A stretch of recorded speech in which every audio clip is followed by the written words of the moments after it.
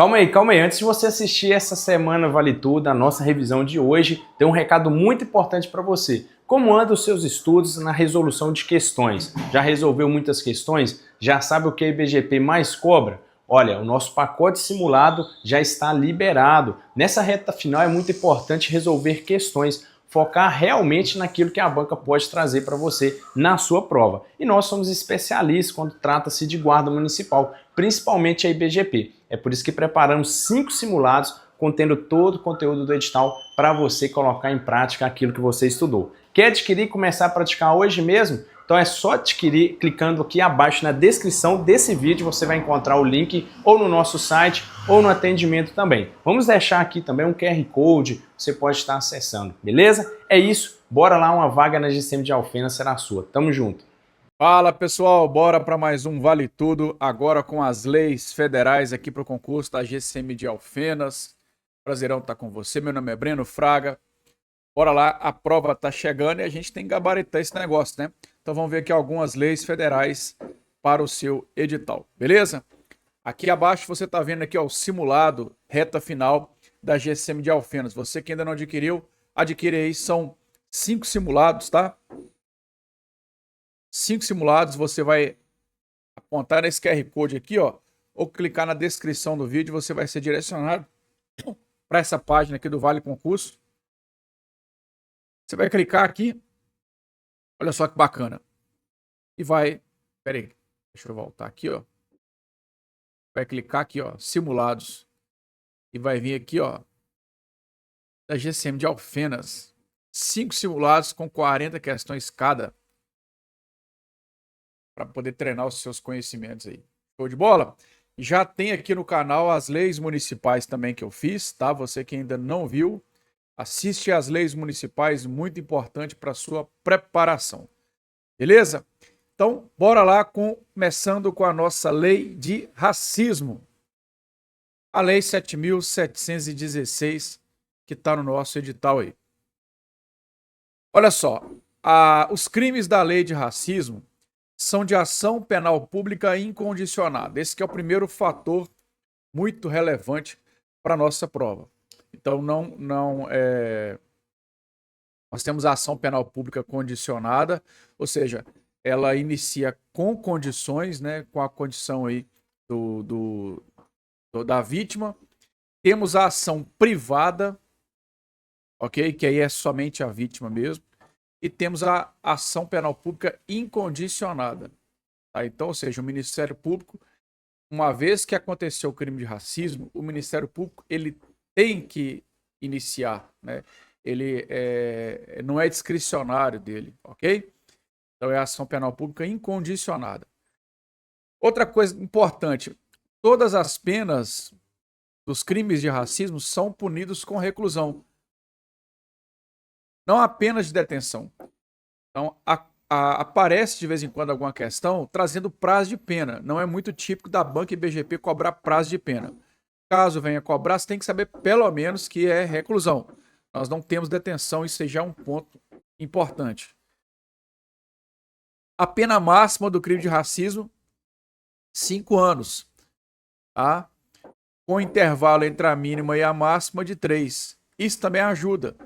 Se você souber pelo menos que a pena máxima é 5 anos, se tiver qualquer alternativa lá trazendo 6, 7, 8 anos, tá errado também. Ok? E aqui trata de discriminação ou preconceito em razão de raça, cor, etnia, religião ou procedência nacional. Então são os tipos, né, de preconceito, de discriminação previstos na lei de racismo. O que nós temos, além disso, é o entendimento do STF com relação à homofobia. Hoje, no Brasil, não existe uma lei federal específica para os crimes de homofobia. Então, o STF, ele utilizou a lei de racismo para os crimes de homofobia. Tá? Então, hoje, caso aconteça crime de homofobia, é utilizada a lei de racismo. Ele também serve para essa questão. Isso aqui é entendimento do STF, ok? Nós não temos aqui, por exemplo, questão política. Discriminação política não tem nada a ver com a lei de racismo, tá? A banca costuma colocar, ou também a discriminação social. Às vezes coloca procedência social e não nacional. Tem como efeitos da condenação a perda do cargo para o servidor e a suspensão do estabelecimento particular por prazo não superior a 3 meses. Caso, né, seja condenado aí no crime de racismo. Os efeitos aqui não são automáticos, diferente da lei de tortura. Então, o servidor público condenado pelo crime de tortura, ele perde o cargo público e os efeitos são automáticos. Condenou, perdeu o cargo. Aqui o juiz tem que motivar a sentença. E então os efeitos não são automáticos. É necessário declarar na sentença. Os crimes terão as penas aumentadas de 1/3 até a metade quando ocorrerem em contexto com o intuito de descontração, diversão ou recreação. Isso que foi ter uma atualização. E mais atualização ainda é a injúria racial. Antigamente, a injúria racial era prevista no direito penal, lá no Código Penal. Hoje não, hoje a injúria racial está aqui dentro. Tá? Então, a injúria racial está dentro da lei de racismo. E aí vamos então aos crimes, tá? Olha só, o que você vai analisar aqui? O que eu tento fazer para o candidato decorar mais fácil esses crimes aqui de racismo? Pensa você o seguinte, existem situações que a vítima vai ficar muito mais desamparada e por isso o legislador aumentou a pena. Então, uma coisa, por exemplo, é o vedar o seu acesso a uma padaria em decorrência da raça, cor, etc. Outra coisa é o vedar o seu acesso a um hotel para que você não se hospede nesse hotel. Então, o legislador ele entendeu que é mais grave. Os dois são graves, claro. Você proibir que uma pessoa entre numa padaria é muito grave, né, em decorrência dessa discriminação. Porém, se você deixar uma pessoa desamparada na rua, ela quer se hospedar e não consegue, é muito mais grave. E por isso o legislador aumentou a pena. E aí fica mais fácil a gente entender que os prazos da pena. Tá? Então, olha só. Praticar, induzir ou incitar a discriminação ou preconceito. Pronto. E aí a pena aumentada, como eu falei. Recusar acesso a estabelecimento comercial. Então você não deixa a pessoa entrar no comércio.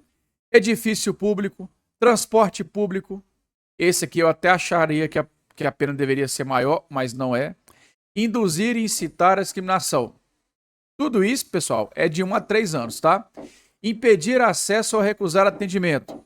Aí aqui já entra no estabelecimento comercial, né? Restaurante, bar, confeitaria e locais semelhantes.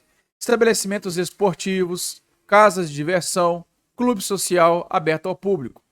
Salão de cabeleireiros, barbearia, termas ou casas de massagens ou estabelecimentos com as mesmas finalidades. Lembrando que os clubes sociais, eles deverão ser abertos ao público, tá? Se o clube social não for aberto, for um clube privativo, onde somente sócio pode entrar, aí é diferente, ok? Agora, se você vedar o sócio entrar, aí também tá por conta, sempre lembra lá da discriminação. Impedir acesso às entradas oficiais em edifícios públicos ou residenciais e impedir acesso ao uso de transporte público, como aviões, navios, barcos, ônibus ou trens. Então aqui é a reclusão de 1 a 3 anos. Tá? E eu até acho que esse aqui também deveria ser mais grave, mas não é. Aí nós aumentamos a pena. Impedir acesso em qualquer ramo das Forças Armadas. Esse aqui cai muito em concurso militar, mas pode cair no seu da guarda também. E impedir casamento ou convivência familiar.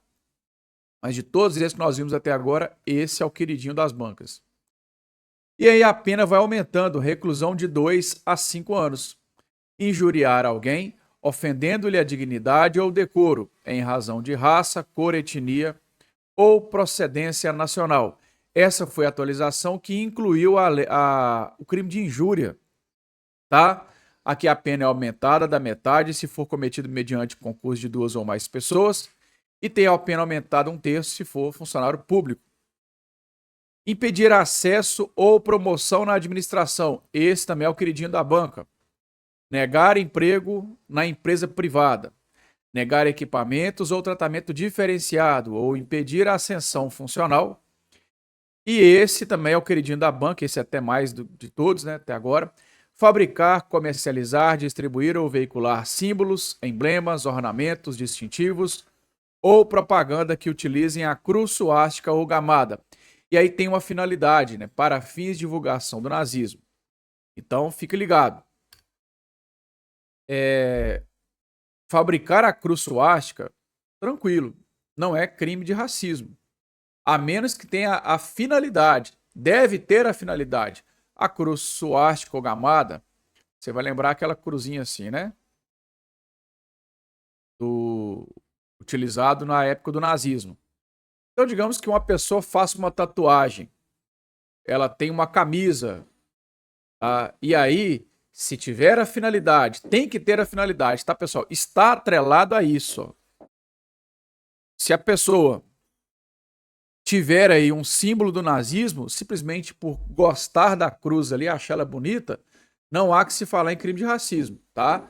Na maioria das vezes, na prática, o que as pessoas que utilizam essa cruz é para finalidade de divulgar o nazismo. E aí vai ter que ter uma investigação para ver, olha, essa pessoa tem essa finalidade mesmo? Que geralmente a pessoa que faz isso, ela de fato, né, vai estar lá nas redes sociais divulgando nazismo, o Hitler e etc. Ok? Então tem que estar atrelado a essa finalidade. E aí só uma outra questão com relação à injúria e o racismo, né, nessas diferenças. O racismo é quando você ofende a coletividade. Então aqui você está ofendendo a raça num todo, ok? A injúria já é a honra pessoal, tá? Então quando a ofensa é pessoal, aí nós temos a injúria. Talvez a banca pode colocar lá, né? Antigamente ela colocava muito isso quando você tinha a injúria no Código Penal. A banca perguntava, digamos, por exemplo, que uma pessoa ofendeu a honra pessoal, ok? E aí a banca perguntava, será utilizado qual lei, qual dispositivo legislativo? Letra A, Lei 7.716. Letra B, Código Penal. Letra C, Lei de Tortura. Eu ficava perguntando muito isso. Então, só para a gente entender, tá? Hoje, ambos são aplicados à lei de racismo, Lei 7.716. Porém, existem tipos penais diferentes.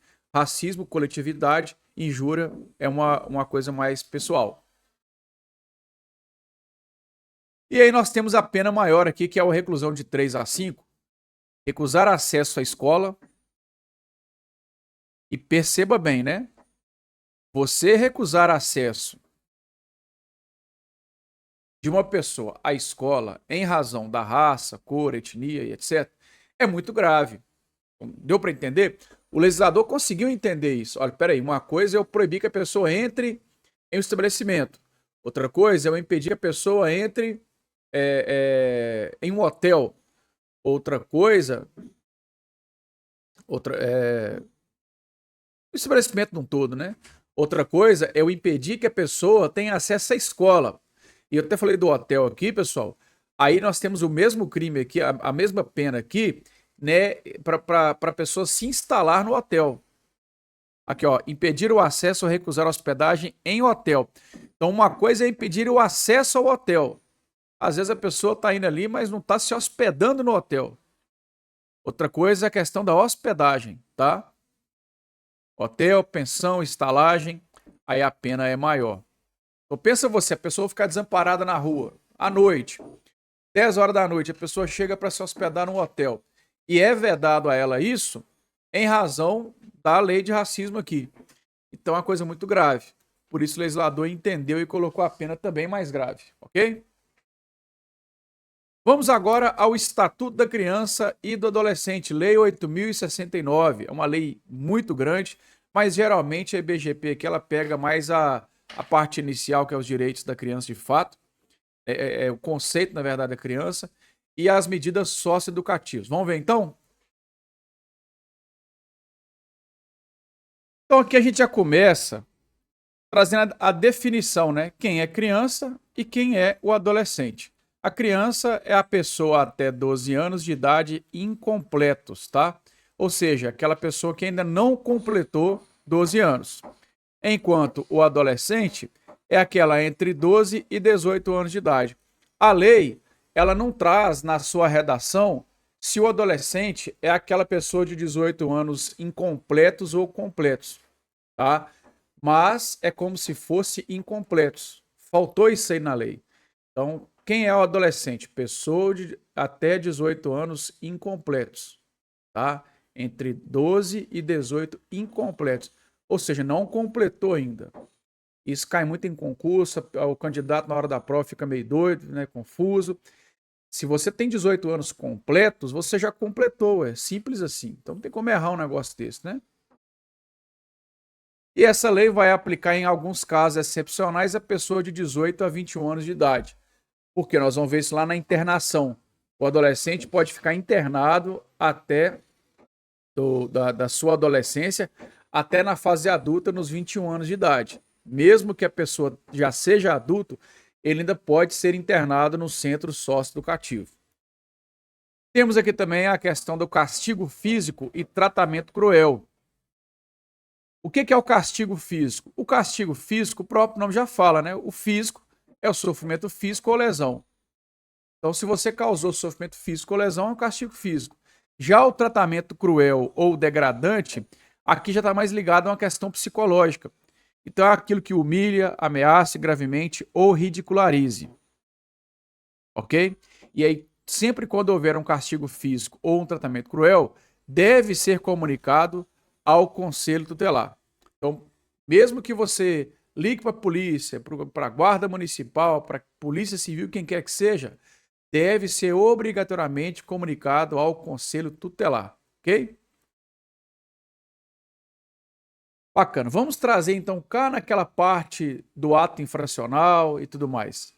Nenhum adolescente será privado de sua liberdade, senão em flagrante de ato infracional ou por ordem escrita e fundamentada da autoridade judiciária.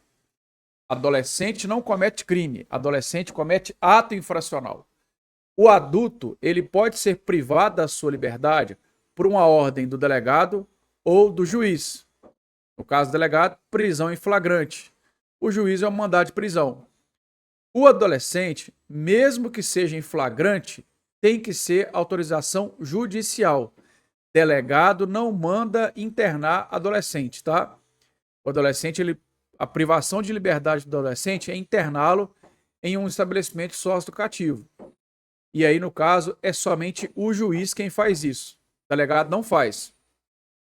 A apreensão de qualquer adolescente e o local onde se encontra recolhido serão incontinente, ou seja, imediatamente, o mais rápido possível, comunicada à autoridade judiciária competente e à família do apreendido ou à pessoa por ele indicada. Então, sempre quando você apreender um adolescente, tem que comunicar ao juiz e também à família. A banca costuma colocar aqui, ó, 24 horas. Em até 24 horas, está errado. A internação antes da sentença pode ser determinada pelo prazo máximo de 45 dias. Vamos lá. Internação é a privação de liberdade, como nós já falamos, né? O máximo que o adolescente pode ficar internado é 6 meses, e aí o juiz ele vai determinar se permanece ou não, totalizando 3 anos.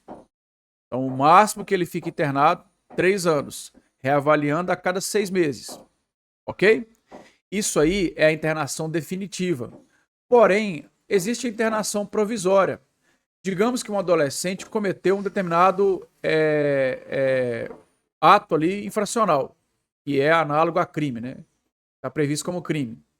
Ele matou alguém. O processo é demorado, é moroso. Então eu não posso deixar esse adolescente em liberdade. Ele oferece muito risco à sociedade.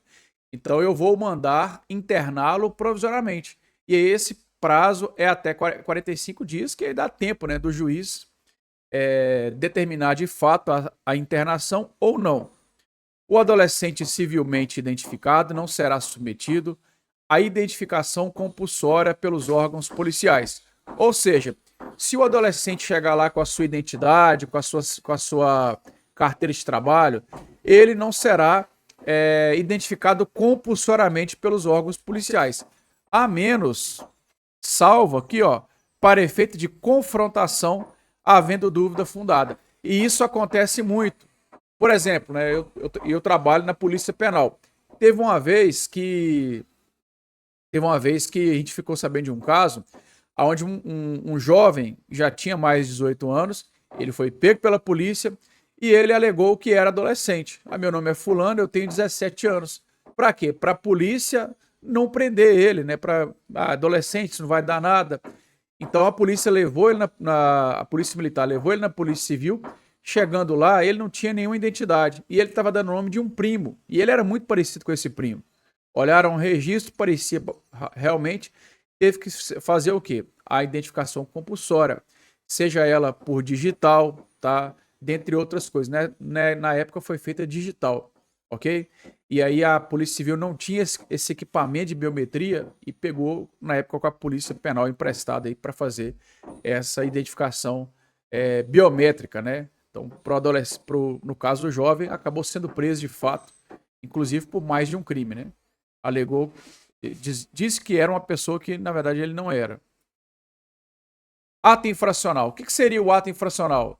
Conduta descrita como crime ou contravenção. Não se esqueça da contravenção, tá? A banca gosta de dizer que é apenas crime. Ato infracional é toda conduta descrita somente como crime ou apenas como crime. Então não esquece da contravenção penal que também é encaixado aqui dentro. Então o adolescente, quando ele comete algo previsto na lei penal como crime, ele responde por ato infracional e não por crime. Assim como também quando ele comete algo previsto como contravenção penal, ele responde por ato infracional. E aí nós temos as medidas socioeducativas, que nós temos aqui a advertência, obrigação de reparar o dano, prestação de serviço à comunidade, liberdade assistida, inserção em semi-liberdade e a internação em estabelecimento educacional. Essas daqui são as medidas protetivas. Medidas protetivas. Temos medidas protetivas que pode ser aplicada a criança ou adolescente e as medidas socioeducativas que somente serão aplicadas ao adolescente, tá? Criança não pode ser submetida a uma medida socioeducativa, ok? Isso é um ponto importante também. Vamos entender, então, cada uma dessas medidas socioeducativas, tá? Geralmente a banca não vai trazer detalhes sobre essa, raramente sobre essa também. O que ela vai pegar muito aqui são os prazos de cada uma dessas aqui. Ela traz alguns prazos, tem hora. A prestação de serviço à comunidade, ela não excede 6 meses. Na verdade, o prazo de 6 meses ele vai ser trabalhado muitas vezes aqui. Então, isso é importante. A liberdade assistida é pelo prazo mínimo de 6 meses, tá? Então você coloca um adolescente, por exemplo, para fazer serviço à comunidade, à sociedade, ele não vai ficar mais do que 6 meses trabalhando, pintar uma escola, ajudar uma creche, enfim. Liberdade assistida, ele vai sair, vai ficar livre e alguém vai dar assistência a ele, um orientador, pelo prazo mínimo de 6 meses. No regime de semi-liberdade não tem prazo. Na internação temos a provisória que nós já vimos, 45 dias. E aí a internação definitiva, 6 meses, né? Onde o adolescente será reavaliado a cada 6 meses. Lembrando que o prazo máximo para a internação é de 3 anos, ou se ele completar 21 anos, tá? Professor, mas vamos lá. Se o adolescente foi com 17 anos, virando para 18, claro que ele vai com 21 sair, ele vai sair antes de completar o 21. 17 mais 3 vai dar até 20, né? Aí vai dar 20, 11 meses, alguma coisa assim. Só que pode acontecer do adolescente comete um ato infracional e ele fica foragido. E digamos que a polícia consegue pegar esse adolescente com 19. Você fica com mandado de apreensão em aberto. E aí ele é apreendido com 19 anos, vai para o sócio educativo. Então ele começa a cumprir a medida socioeducativa com 19. Beleza? O adolescente que é pego cometeu um ato infracional e foi pego com 19, ele não vai responder por crime e nem vai ficar em uma unidade prisional que é para adultos. Ele vai ficar no centro socioeducativo. Então, digamos que ele fique foragido. E aí, com 20 anos, 11 meses, por exemplo, ele foi pego. Quando ele fizer 21, ele tem que ser solto, tá? Tem que ser liberado. Conselho tutelar. O Conselho Tutelar é um órgão permanente e autônomo e o mais importante, ele é não jurisdicional. O Conselho Tutelar não compõe o Poder Judiciário, não é um órgão do Poder Judiciário, tá? Cada município terá, no mínimo, um. Então, existem municípios que podem ter mais. Composto de 5 membros, com mandato de 4 anos, permitida a recondução. Joia. Vamos agora aos crimes. Tá? Aplicam-se aos crimes definidos nesta lei as normas do direito penal. E com relação aos processos, o processo penal. Então, tempo do crime, lugar do crime, bem como aí os processos penais, vai aplicar aqui dentro. Os crimes cometidos contra a criança e adolescente, independente da pena, não aplica a lei de juizado especial. Também isso aqui é importante. Não se aplica a lei de juizado especial, nem para criança e adolescente, nem lá no Estatuto da Pessoa Idosa, tá? Vamos ver daqui a pouco também. Nos casos de violência doméstica e familiar contra criança e adolescente, é vedada a aplicação de pena de cesta básica ou de outras de prestação pecuniária, bem como a substituição de pena que implique pagamento isolado de multa. E os crimes definidos aqui nesta lei também são de ação penal pública incondicionada, assim como nós vimos na lei de racismo. No idoso também é, tá? Vamos aos crimes, então? Eu trouxe aqui os principais, tá, pessoal? Principais. E eu trouxe alguns aqui que a banca gosta de confundir com infração. Primeiro ela traz os crimes, depois ela traz as infrações. E ela pode colocar assim, olha, não é um crime previsto no ECA. Ela vai trazer 3 crimes e uma infração. Então, olha só, deixar o encarregado de serviço ou dirigente de estabelecimento de atenção à saúde de gestante manter registro das atividades envolvidas na forma do prazo do artigo 10 desta lei, bem como fornecer a parturiente ou ao seu responsável por ocasião da alta médica declaração de nascimento onde constem as intercorrências do parto. Esse prazo aqui é 18 anos. Ou seja, se o estabelecimento deixa de manter prontuário, o bebê nasceu no hospital. O prontuário de tudo que aconteceu ali tem que ficar 18 anos no hospital, registrado no hospital. Se o encarregado do hospital, o dirigente do hospital não fizer isso, ele responde por crime, tá? Ele responde por crime. E aqui a detenção de 6 a 2 anos. Se é culposo, detenção de 2 a 6 meses.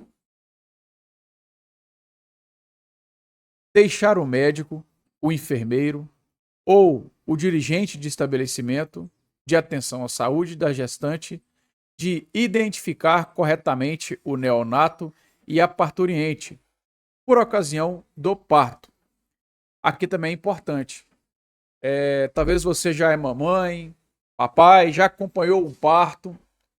Você já percebeu lá que a mãe, quando ela vai para o trabalho de parto, já coloca uma pulseirinha na mãe, né? E aí, geralmente, até perguntam ali qual que é o nome da criança. Qual que é o nome que você está pensando em dar para a criança? Já coloca na pulseirinha da mãe o nome da criança. Ok? E aí, assim que a criança nasce, quando ali a criança acabou de nascer, uma das coisas que é feito primeiro ali é colocar a pulseirinha, né? Já lacrar ali a criança. Que é para quê? Para você não ter a troca de bebê durante o parto. Que é algo que acontecia muito antigamente. Hoje em dia você não vê tanto isso. Dos motivos é até porque tornou essa conduta crime. Antigamente tinha muito isso no Brasil, né? Você colocava, a criança nascia, o médico, o enfermeiro que está ali acompanhando, esqueceu de colocar a pulseirinha na criança. Aí, meu amigo, levou lá para o berçário, né? Levou lá para para o lugar lá que a criança fica ali. Aquele monte de criança, e às vezes a criança é muito parecida, né? Muito igual ali, e o pai ainda nem viu a criança. A mãe viu muito rápido, ou às vezes ela está até desacordada né, naquele momento, enfim. E aí pronto, perdeu, né? Quem é filho de quem aqui? Então tem que fazer o DNA e aquele negócio todo. Então, o legislador, ele criminalizou, colocou como crime essa conduta também. Detenção 6 meses a 2 anos e se é culposo, 2 a 6 meses ou multa. Ok? Privar a criança ou adolescente de sua liberdade, procedendo à sua apreensão sem estar em flagrante de ato infracional ou inexistindo ordem escrita da autoridade judiciária. Isso aqui eu trouxe porque isso aqui cai muito em concurso, especificamente da guarda, porque é uma coisa que você vai ver muito no dia a dia. Você pegou lá uma criança ou adolescente e está suspeitando que ela cometeu alguma coisa e não consegue provar, você, digamos que lá na frente você não vai conseguir provar isso. Coloca a criança ou adolescente na viatura e, ou seja, ali ela já está apreendida, né? Já está sob a sua custódia. Se você não conseguir provar o flagrante, tá? Aí você responde por esse crime aqui. Então tem que tomar muito cuidado. Pode responder ainda por abuso de autoridade. Então responde por esse crime aqui. Porque você não pode apreender, olha, fica aqui, você está apreendido. Você não deixa o adolescente ou a criança ir. Aguarda o momento, a gente está verificando. Então, tem que apreender adolescente ou em situação de flagrante, ou porque o juiz mandou apreender, né? Um mandado aí de apreensão, ok? Incide na mesma pena aquele que procede à apreensão sem observância das formalidades legais. E aí não se aplica aqui o juizado especial, já não aplicava em momento algum, né? O legislador só reforçou isso aqui. Olha só, cuidado para não confundir esses dois aqui, ó, que envolve médico, tá? Médico, hospital, bem como esse principalmente que envolve o médico, com essa conduta aqui, ó, infração administrativa. Deixar o médico, professor ou responsável por estabelecimento de atenção à saúde e de ensino fundamental, pré-escola ou creche, de comunicar à autoridade competente os casos de que tenha conhecimento envolvendo suspeita ou confirmação de maus tratos contra criança ou adolescente. Então, digamos, por exemplo, que uma criança chegue ao hospital e ela está cheia de hematoma. Cheia de hematoma. Aparentemente, ela sofreu maus tratos. O médico atende essa criança e a libera. Vai embora. Né? Pergunta nada. Cadê seu pai, seu responsável, sua mãe? Nada. E libera. E não comenta nada com ninguém. Né? Ou uma violação sexual, que acontece muito. Então, o médico, ele tem o dever de fazer isso. Não só o médico, né? Mas também aí, como você viu, o professor, tá? Um responsável pela atenção à saúde ou ensino é fundamental. Se ele não fizer isso, ele responde por infração administrativa e não por crime, ok? E não por crime.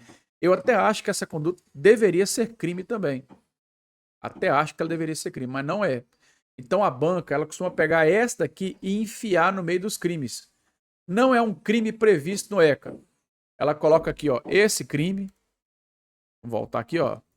Ela não é um crime, ou seja, coloca letra A nesse aqui, ela coloca letra B nesse aqui, ela coloca um outro crime qualquer e coloca essa conduta que é uma infração administrativa. E aí o candidato se perde, né? Ou já vi isso aqui em algum lugar e tal. Então toma muito cuidado, tá? Nessa conduta não é crime, é infração administrativa. Eu não vou trazer as outras não, ok? São várias aí nessa reta final agora, trazendo aqui o que mais importa, né? Estatuto Geral das Guardas. A Lei 3.022 é a Lei das Guardas, né? Essa lei, ela tem uma conexão muito bacana com a lei lá da Guarda de Alfenas, que você talvez já até tenha visto aqui nas nossas leis municipais, ok? Vamos ver os pontos principais, então. Primeiramente, que as guardas é uma instituição de caráter civil, ela não é militar. Não tem nada de militar na guarda. ela sequer pode ter denominação idêntica às forças militares, enfim. Inclusive, ela é uma instituição uniformizada, não é fardada, tá? Por mais que a lei municipal estabelece auxílio fardamento, a guarda não é fardada, é uniformizada. E isso já caiu em prova, tá? Se a gente perguntar lá, com base na lei 13.022, que a guarda é fardada, tá errado. E a banca já cobrou isso em prova e estava errado. Ela exerce proteção municipal preventiva, ela não tem nada de ostensivo, tá? Não aparece a palavra ostensivo.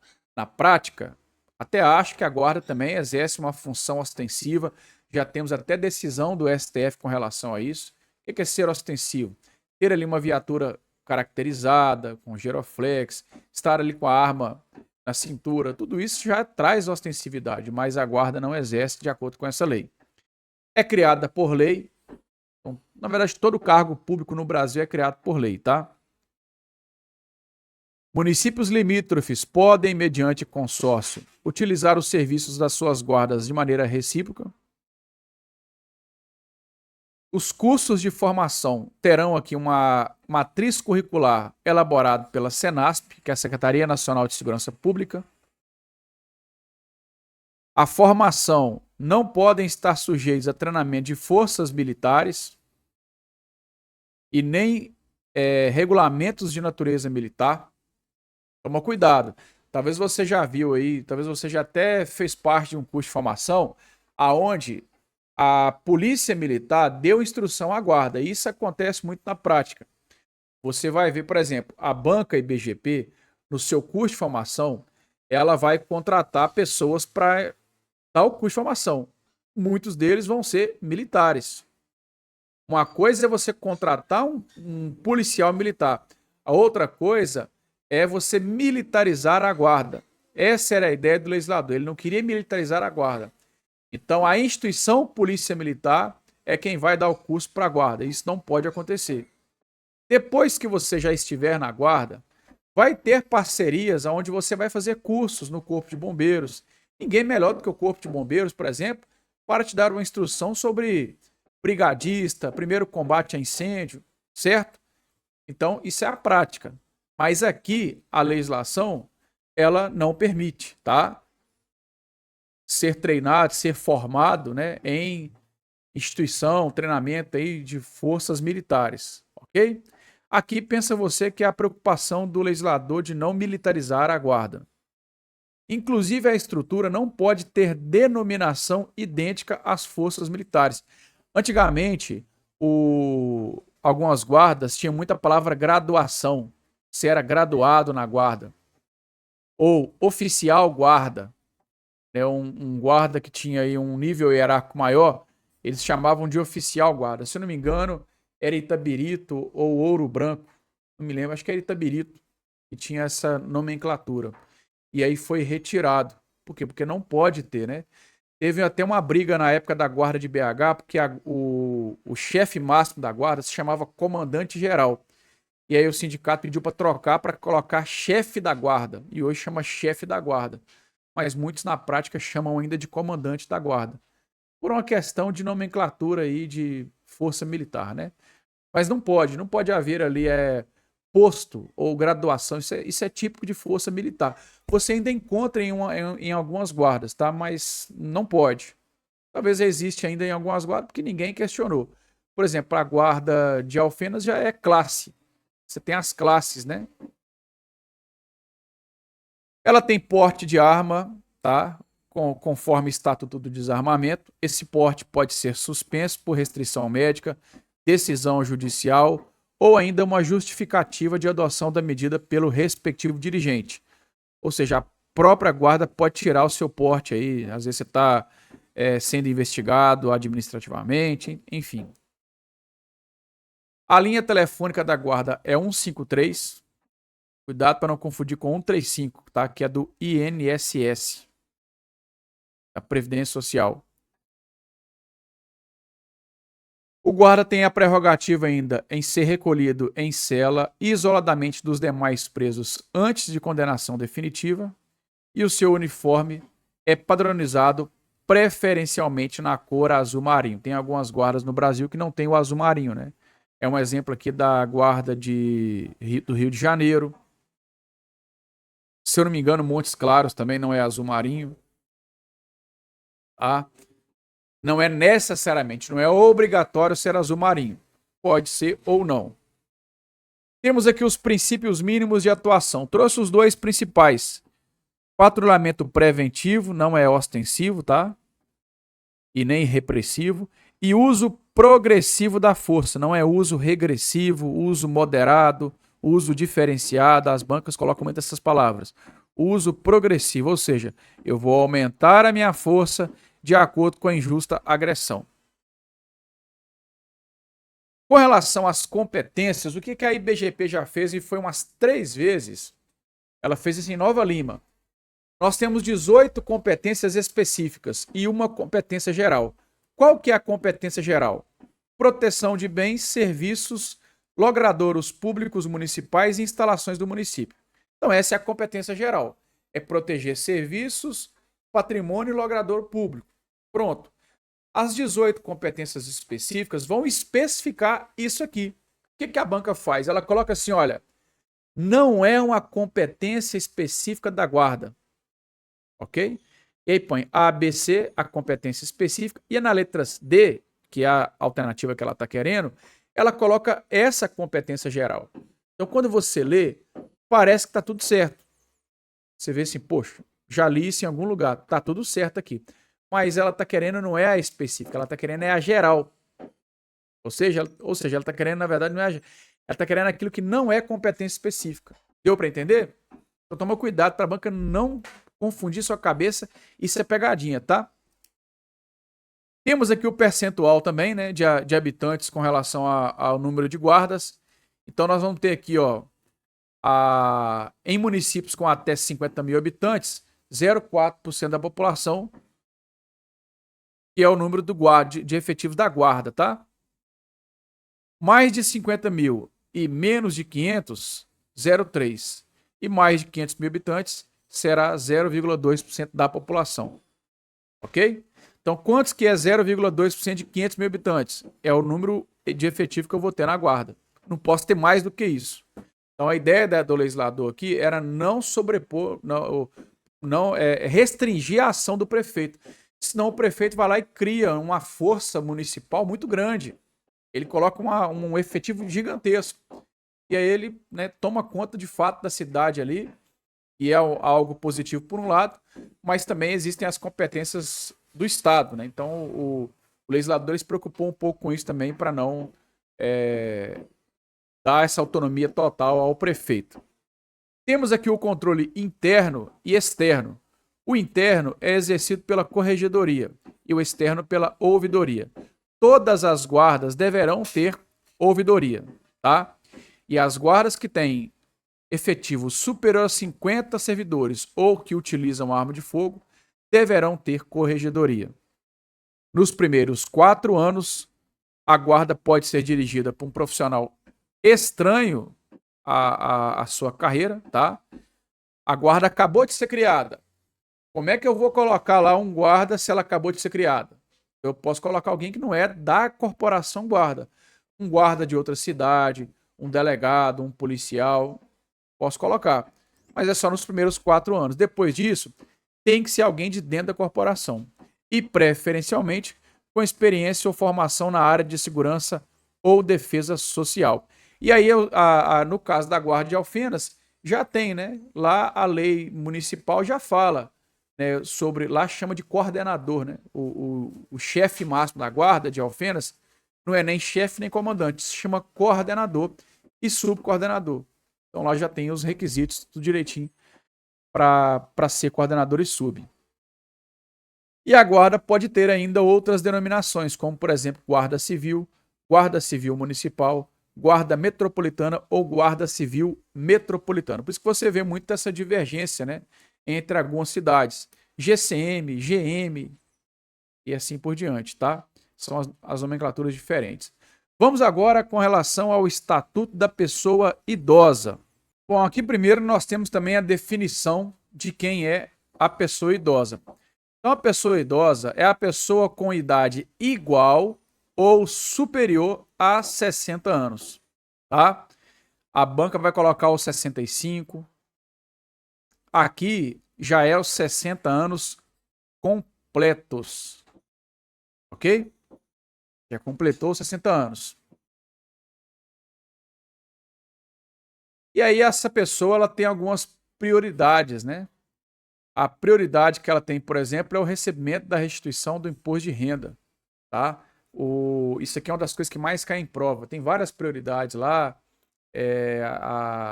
com relação à fila, né? No estabelecimento a gente já sabe disso, mas a prioridade principal aqui que a banca pega é a preferência aqui no imposto de renda. Então, mesmo que uma pessoa idosa faça o imposto de renda, aquela declaração que a gente faz ali geralmente no mês de março, né? E se estende até um determinado período, mesmo que ela seja um dos últimos, ela tem prioridade. Se tiver alguma coisa para receber, para restituir, ela vai restituir primeiro, ok? Dentre os idosos, eu tenho a prioridade especial, que são os maiores de 80. Bacana. Aqui abaixo nós temos alguns números para trabalhar. Primeiramente, com relação à educação, cultura, esporte e lazer. A pessoa idosa, ela tem pelo menos 50% de desconto aqui nos ingressos para eventos artísticos, culturais, esportivos e de lazer e acesso preferencial. Então aqui paga meia, né? Meia entrada.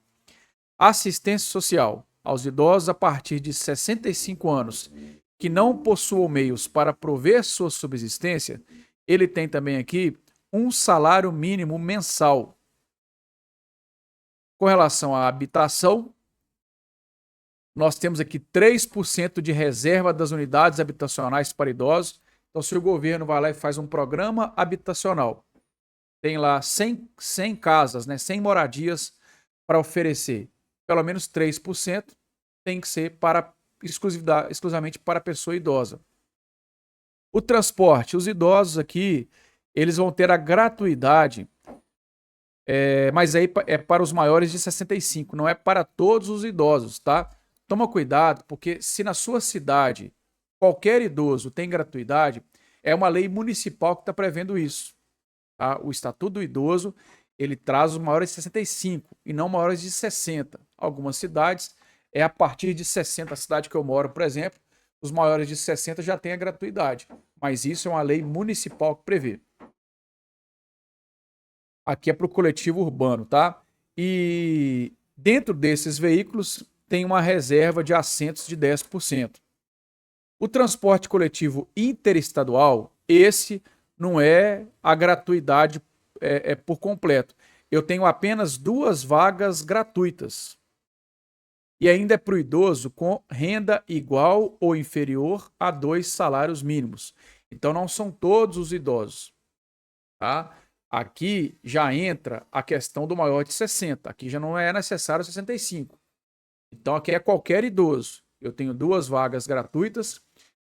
Digamos que você vai viajar de Minas para São Paulo. Chegou na rodoviária, já foi preencher essas 2 vagas, aí você não tem mais direito.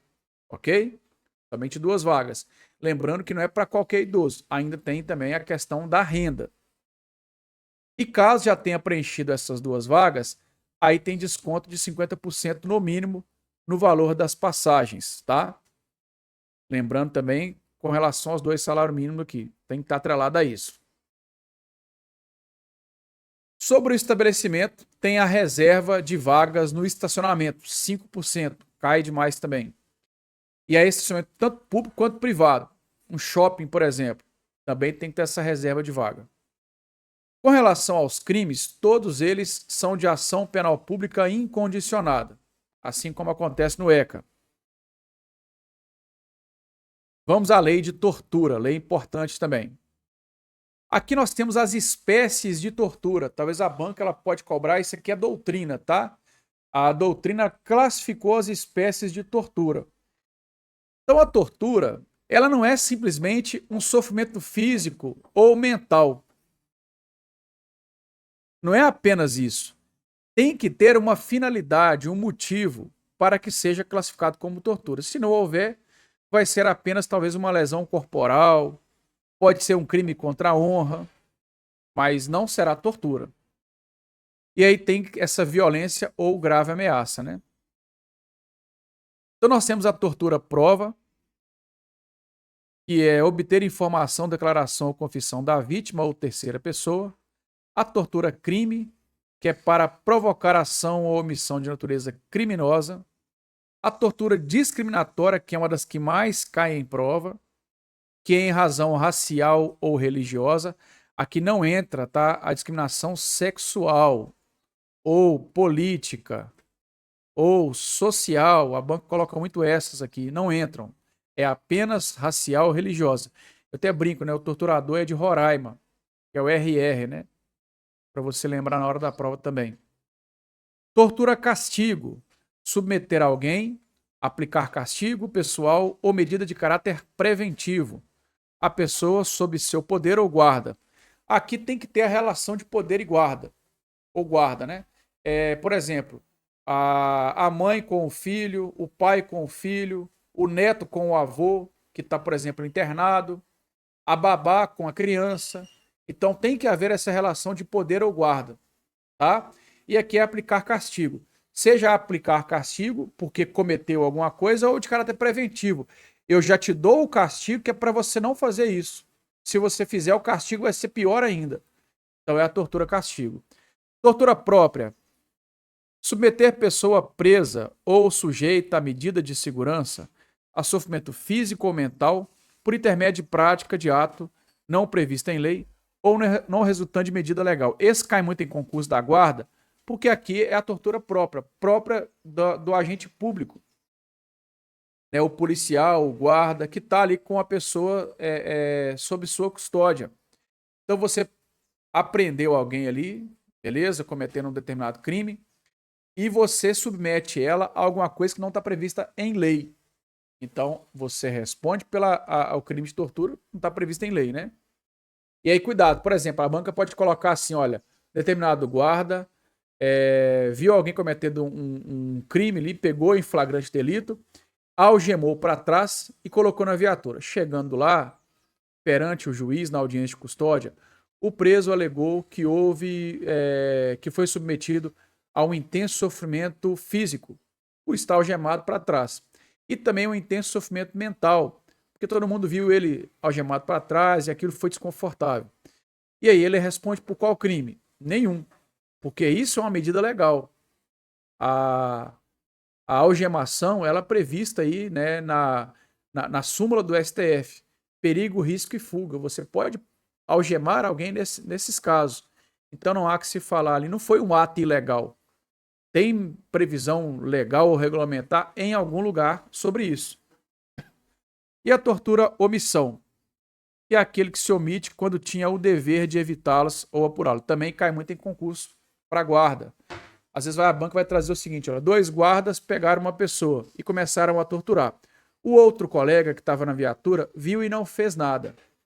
E aí ele responde também por tortura? Sim, tortura omissão, tá?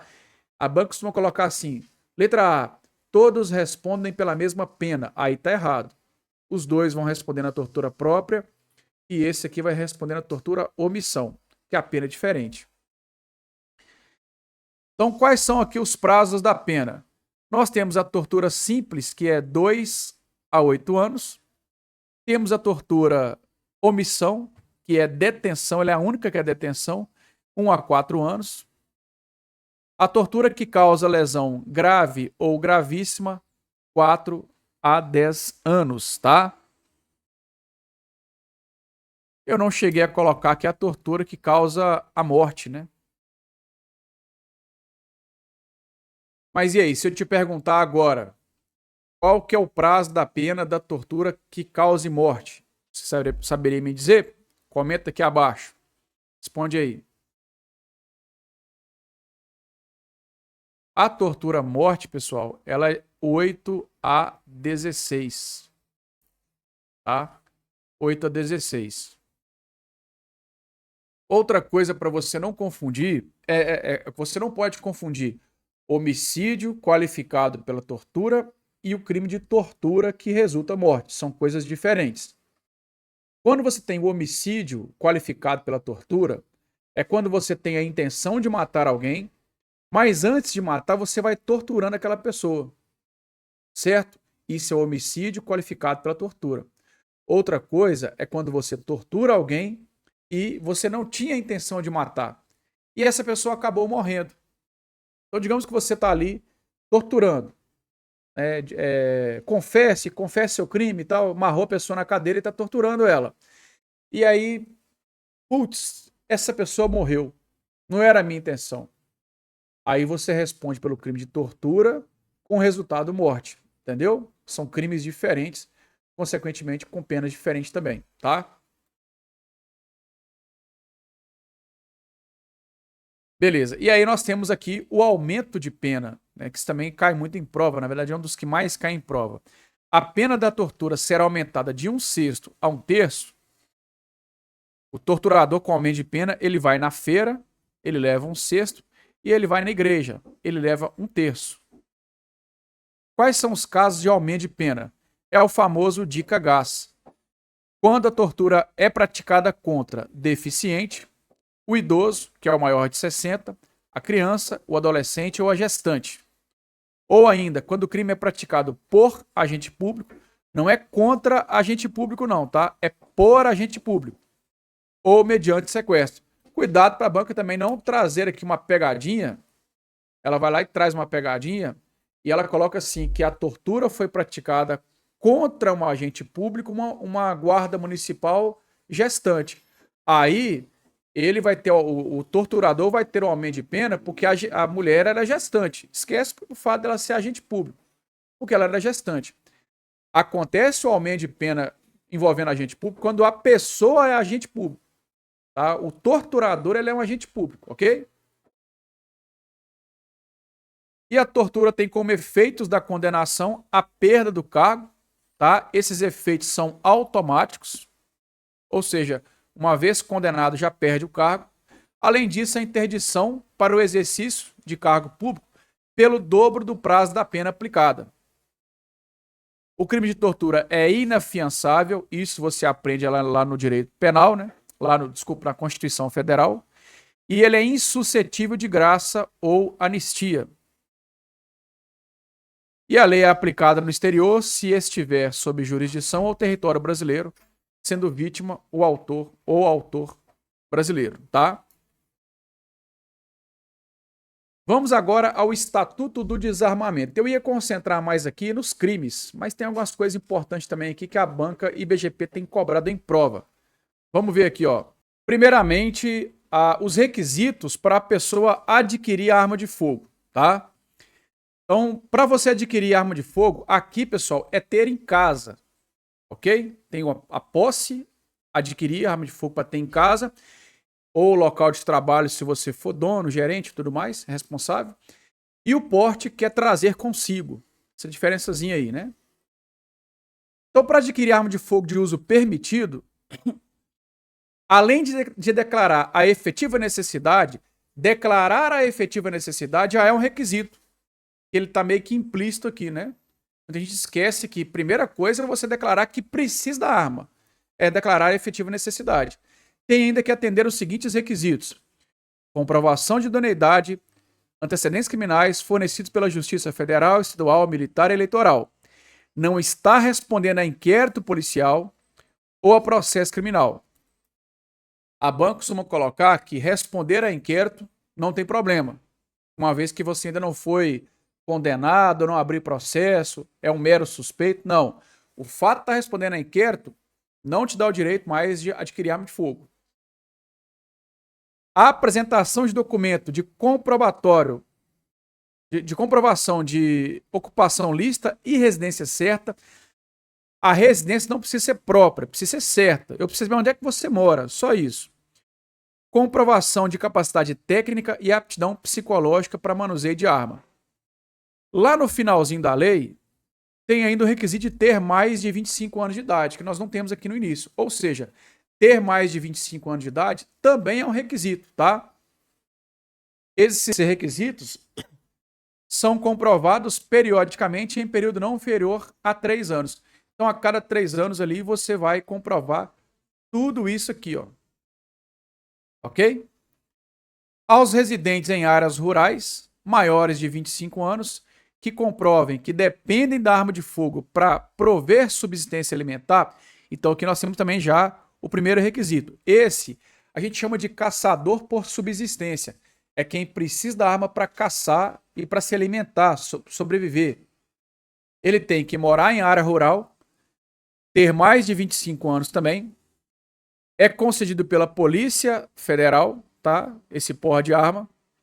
A arma deve ser de uso permitido, tiro simples, com 1 ou 2 canos, alma lisa, calibre igual ou inferior a 16. Aqui a banca pode trocar para alma raiada, tá? A alma é lisa. Só para você entender rapidinho aqui, ó. A alma, vou colocar que isso aqui é a arma de fogo, tá? Então olha de frente aqui, ó. Isso aqui é o cano da arma, ok? Então olhando de frente agora. A alma lisa, coloca que a arma está apontada para sua cabeça. Você vendo ela de frente. Daqui vai sair a munição. Então aqui é a alma lisa. A alma raiada, ela vai ter tipo esses raios, né? Ok? Essa é a alma raiada, tá? Só para você entender aí. E aí a munição sai girando. E o poder de fogo aumenta. Olha só, quais são aqui as competências do Comando do Exército? Temos aqui as competências do Sinarme e do Comando do Exército. Eu resolvi aqui focar nas competências do Comando do Exército, são menores. Ok? Então, onde é que o Comando do Exército vai trabalhar aqui? Armas de uso restrito. Todas as armas de uso restrito serão registradas no Comando do Exército. As forças auxiliares, que são no caso aqui os militares estaduais. As réplicas e os simulacros destinados à instrução e adestramento ou coleção, os produtos controlados, o porte de trânsito do CAC. O que é o CAC? Colecionador, atirador e caçador. Lembrando que esse caçador é diferente desse.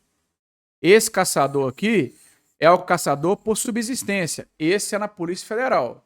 O outro caçador é no Comando do Exército, que no caso é o porte de trânsito. O que é o porte de trânsito? Digamos, por exemplo, que você é um colecionador e você tem uma arma lá da Segunda Guerra Mundial, ok? Você vai levar essa arma no museu, vai ter uma exposição lá, uma semana vai ficar expondo a coisas da Segunda Guerra Mundial. Então você não pode transitar com essa arma. Você tem a posse, não é? Então você vai pedir uma autorização ao Comando do Exército para transportar essa arma até o museu. É o porte de trânsito. Assim também o atirador. O atirador tem uma arma em casa e agora ele quer treinar no clube de tiro. Então ele tem que transitar com essa arma. Então ele vai ao clube de tiro e pega o porte de trânsito, que é emitido aí pela polícia, pelo Comando do Exército, tá? E os representantes estrangeiros em competição internacional oficial de tiro. Isso também é no Comando do Exército. O Ministério da Justiça tem a competência de conceder aqui o porte ao responsável pela segurança de cidadão estrangeiro. Digamos que o presidente Donald Trump vem visitar o Brasil. Ele vai vir com segurança. O segurança do Donald Trump vai fazer todo o procedimento, né, não vai, Polícia Federal demora. Então ele vai direto no Ministério da Justiça, tá? Já falamos aqui. Bom, vamos aos crimes então. Eu vou focar mais nos crimes de omissão de cautela e de disparo, ok? Então, o crime de posse e o de omissão de cautela, ambos são de detenção. São os dois únicos aqui que são de detenção. Os demais todos são crimes de reclusão.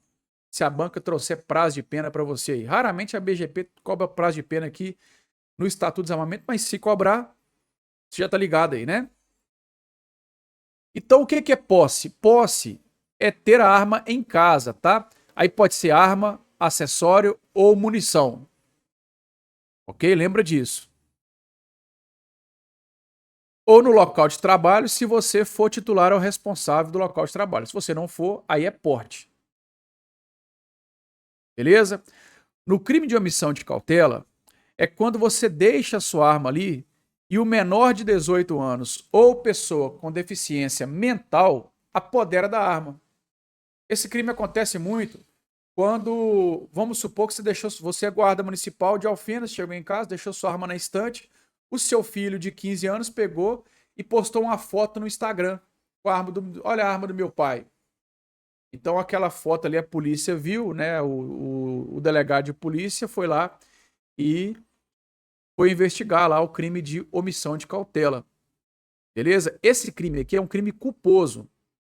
Quando você tem a intenção de passar arma para criança, então essa aqui é você deixou a arma dando mole lá, você esqueceu e a criança foi lá, criança, adolescente ou deficiente mental. Aqui não entra deficiente físico, tá? É só mental. Omissão de cautela. Agora, quando você entrega a arma para criança, ou seja, aqui você tem dolo, aí nós estamos falando do posse ou porte de uso restrito, que nós vamos ver mais adiante. Deu para entender? Então são crimes diferentes aqui, tá? Lembrando também que haverá omissão de cautela quando a empresa responsável por segurança, transporte de valor, que tem as suas armas, elas têm a arma furtada ou roubada, extraviada, que seja, e aí deixa de comunicar, fazer a ocorrência policial e comunicar à Polícia Federal em até 24 horas. Então, se uma empresa de transporte, de segurança, de transporte de valor, por exemplo, tem as suas armas, à noite, na madrugada, foram lá e furtaram as armas.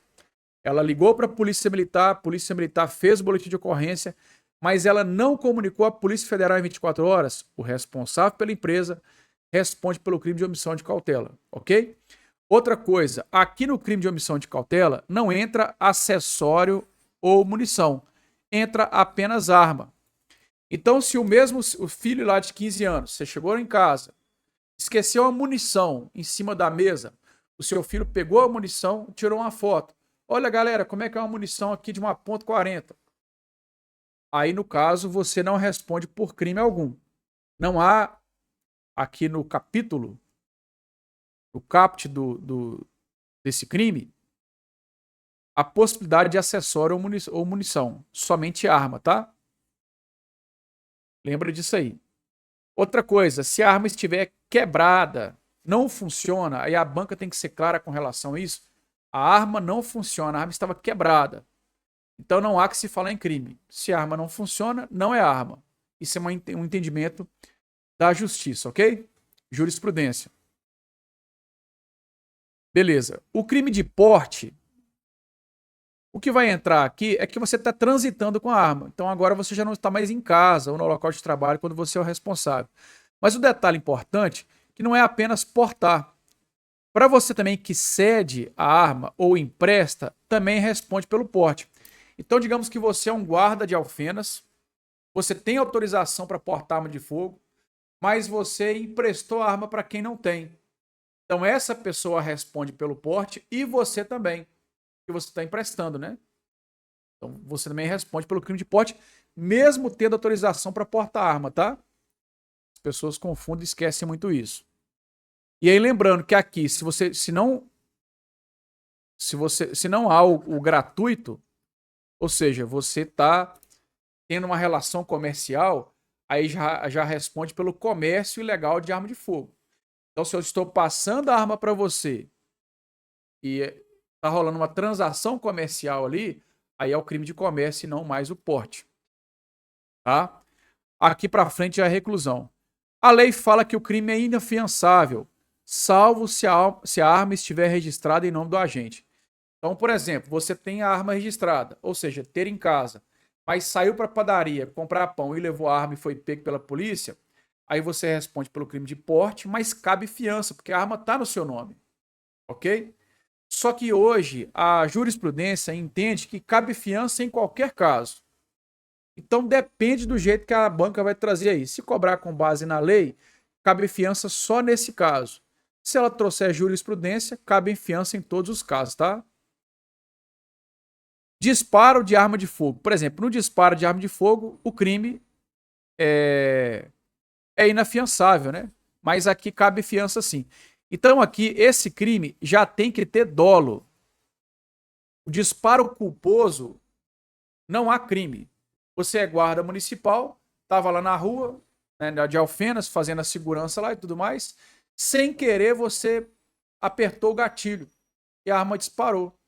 Então não há que se falar em crime aqui de disparo, tá? Não haverá crime de disparo. O crime de disparo é quando você tem a intenção. E aí pensa sempre, via pública, local público, em direção ao local público, adjacências de local público. A ideia aqui é proteger a sociedade. Então, se tiver uma possibilidade de pegar em alguém aquela munição, responde pelo crime de disparo, ok? Se a banca disser, por exemplo, que você estava em local ermo, sem população, lugar não habitado, aí não há que se falar em crime, tá? Desde que você tenha aqui a autorização de portar. Se você não tem autorização de portar, aí responde pelo... Vamos supor que você tem autorização de portar arma de fogo e disparou em local público, responde pelo disparo. Agora, se você saiu de casa com a intenção de disparar e você não tem... Já caiu uma questão dessa em prova, tá? Você não tem autorização de portar. Você foi ali na sua calçada e deu um tiro na placa de trânsito. Você responde pelo disparo e não pelo porte. E a sua finalidade era disparo, entendeu? Mas a EBGP não viaja tanto nisso. Isso é mais questão do tipo FGV. É a FGV que pega mais isso aí. Ela vai simplesmente falar, vai ficar te confundindo entre disparo ou não, né? Se é disparo, se é o porte. E esse crime aqui tem que ter o dolo, tem que ter a intenção, tá? O posse ou porte de uso restrito, o que vai mudar aqui é que saiu do permitido e agora é restrito.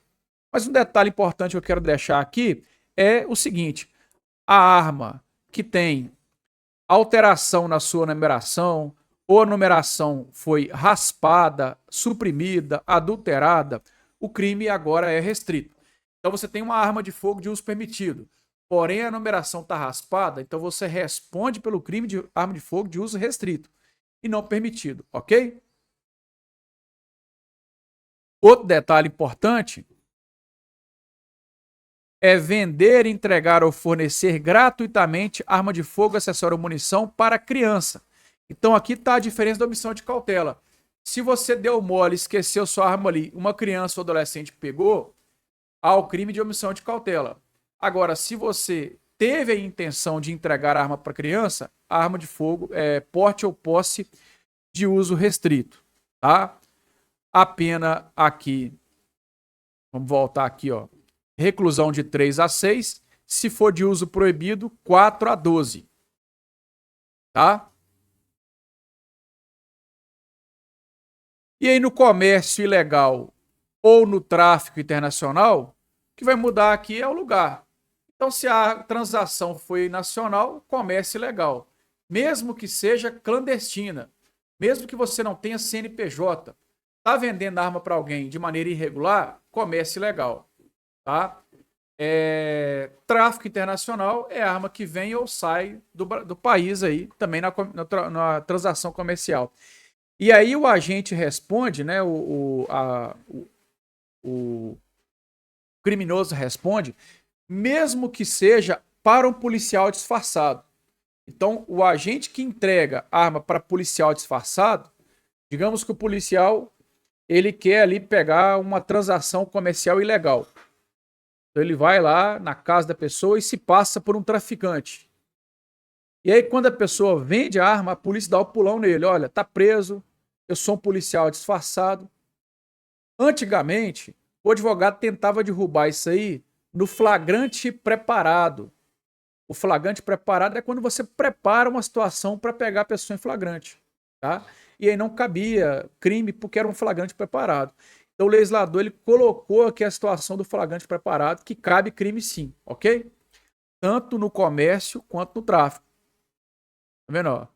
Incorre na mesma pena quem vende e entrega arma de fogo a policial disfarçado. Aqui é a mesma coisa. Tanto no comércio quanto no... Tá vendo? Ó? A agente policial disfarçado. Mesma coisa, tá?